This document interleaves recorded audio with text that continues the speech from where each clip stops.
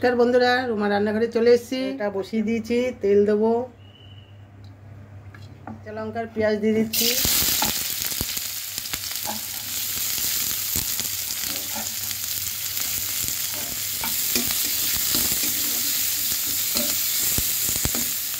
এবার দিচ্ছি চিংড়ি মাছ, একটু বড় চিংড়ি ছোটো ছোটো করে কেটে নিয়েছি।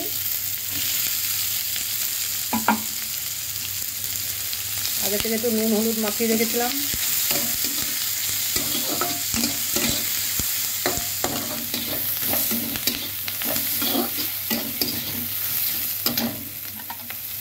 একটুখানি ঘি দিচ্ছি। এবার ভাত দিয়ে দিচ্ছি।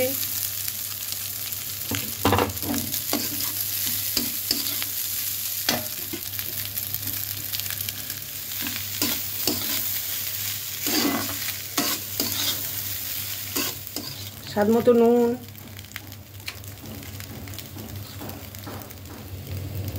সামান্য একটু হলুদ গুঁড়ো,